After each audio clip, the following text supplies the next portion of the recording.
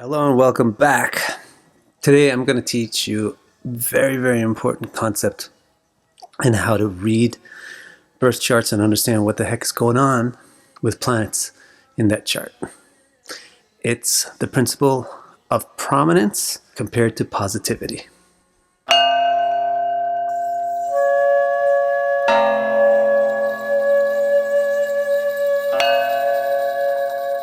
Classical Vedic astrology has a very basic, fundamental, important yoga called Mahapurusha. If you study the nature of the Mahapurusha yoga carefully, if you think about it carefully, you'll understand how interpretation of a birth chart should be done. The Mahapurusha yoga has two components. One component is that the planet has to be in the Kendra, which means an angular house, the 1st, the 4th, the 7th, or the 10th. And the second component is that it has to be exalted or in its own sign. Now, what is a Mahapurusha yoga supposed to do? It's supposed to make you a Mahapurusha. Maha means great and Purusha means person. So it's supposed to make you outstanding. Why would it make you outstanding? Because it has two features to it. It takes a planet and puts it in a Kendra, makes it prominent, makes the planet powerful and able to do something. Able to do something tangible, able to do something significant. And it makes that prominent, tangible planet positive by putting it in exaltation or in its own sign. So there you have your two fundamental principles of what you have to consider when you look at a planet in your chart. A, you have to consider how positive or negative is it, and B, you have to consider how prominent or unimportant is it. So what you'll see is you can get four basic combinations. You can get a prominent planet that's positive, a prominent planet that's negative, an unimportant planet that's positive, or an unimportant planet that's negative. So if you have a person in your life who wants to do something good for you, but they're very weak, then all that you can get from that person is a good feeling. You know, it feels nice that there's somebody who likes you, but there's nothing tangible that they can do. They themselves don't have any money, they themselves don't have any resources. So what can they do to help? But if you have a person in your life who wants to help you and is very prominent, they have a huge position, they have a big job, they have tons of money, they have a lot of power, they have a lot of influence, well then some really tangible things can happen in your life. Tangible good things. Similarly, if you have somebody who wants to kill you, but they are incapacitated themselves, they're very weak, they're in jail, they're paralyzed, whatever it is, they're totally incapacitated, then no matter how much they hate you, they're not going to be able to kill you. They're not going to be able to steal your car or anything like that, right? But if you have a person that really wants to harm you and they're also in a position of great power, then you're in a lot of trouble. So that's the way it works with planets. If we have a planet that's very negative but prominent, that's a big problem. That planet causes big problems, challenges. But if we have a planet that's very positive and very prominent, that's a great fortune. Then it gives us all kinds of rewards and blessings. If we have a planet that's not prominent, then whether it's positive or negative really doesn't make that much difference because it's just going to be intangible results anyway. So I cannot stress enough how important this is. To break your conception of a planet into these two separate principles. A, how positive is it? And B, how important or prominent is it in this chart? Okay, so how do you know whether a planet is positive or negative? That is done primarily by dignity, which I talked about in last week's video. How to calculate the dignity of a planet.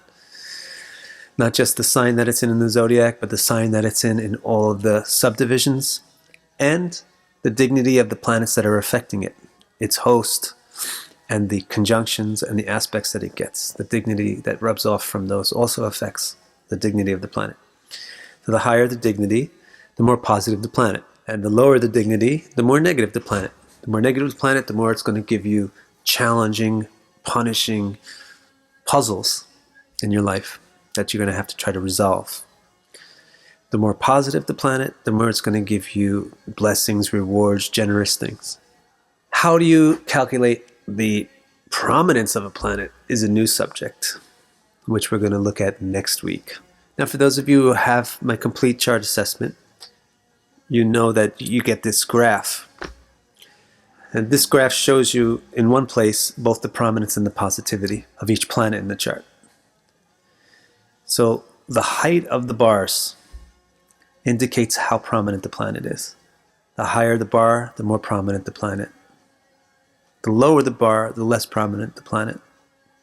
There's a number at the bottom of each bar, which gives you a numeric value for each prominence.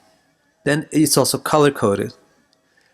The more dark green, the more positive. The more it tends towards orange, the more negative. And there's a percentage value inside the bar itself, which gives you the numeric value of the positivity. Then if you want to see the full details of it, you can look down at the last pages of the report, and you'll get the breakdown of what kind of numbers went into making this calculation. But using this graph, you can already start to interpret the chart. Oh, in this chart, Jupiter is very prominent, and Rahu is very prominent. All right, this person is a very unconventional moralist, or an unconventional teacher. He's into unconventional religions. He's revolutionary in the fields of philosophy, religions, morality, law. You've already got a basic handle on who this person is by seeing which planets are the most prominent in the chart. And then if they're very orange and negative, their dignity is very low, then you give it a negative slant. Oh, this person is really constantly changing their morals, constantly at odds with moral principles, constantly at odds with religion. But if those same planets, Jupiter and Rahu, are very green, and they have a high positivity, then you can say like, oh, they're very forward thinking, they're very progressive, they're revolutionary, they're on the cutting edge of the religious, of the philosophical ideas. So this is Donald Trump's graph. You can see he's extremely dominated by the sun. So he's very much a career person. He's very masculine. He's into politics. He became a leader, etc. Just from looking at this graph alone, not even looking at the chart, you can get the feeling that he would be a career-oriented person, a leader. You want to look at the least prominent planets too. The planet that is very low, the lowest planet, is also prominent. Like the lowest bar, Saturn, especially if it's much lower than the rest, then that planet becomes conspicuous by its absence. So he's got some prominent Saturn also, but in an inverse way.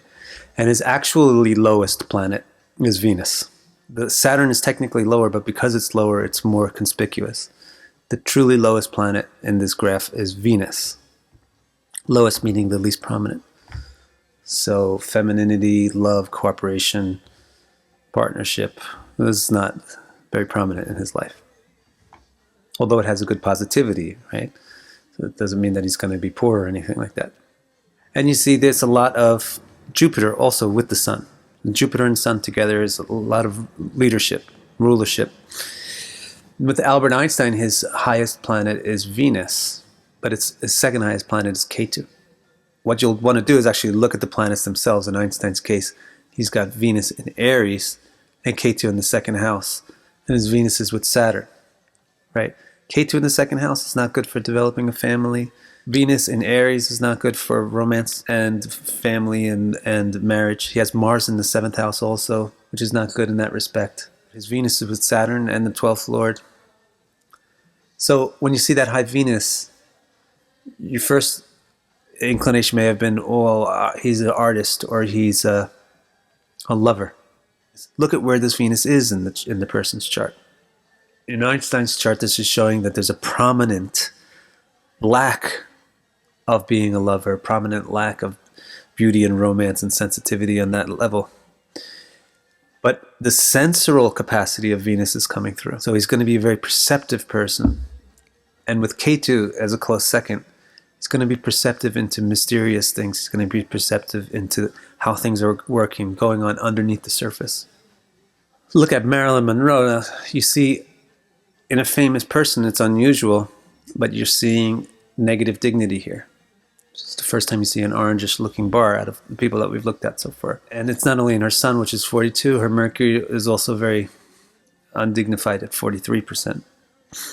And as we mentioned in the last video, it doesn't really get down below 30, and it doesn't really get up higher than 80. So that's a real difficulty with self-image. She has a strong self-image. She's very much a leader. She's very involved and out there and in the public, but it's not so healthy. Her involvement in the public and being out there is troubling for her because it's a prominent but negative sun. So, her life ended in suicide. And the most prominent planet in her chart is negative. Second most prominent planet is Saturn.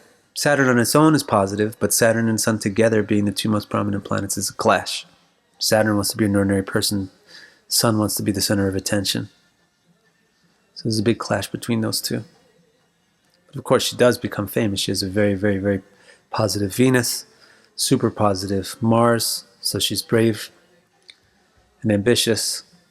So this is just the introduction to the concept of separating your consideration of a planet into two divisions. A, how prominent it is, how powerful it is in that chart, and B, how positive it is, whether it wants to do easy or difficult things for the person. And then I showed you how I represent the data in the graphs in my birth chart assessment.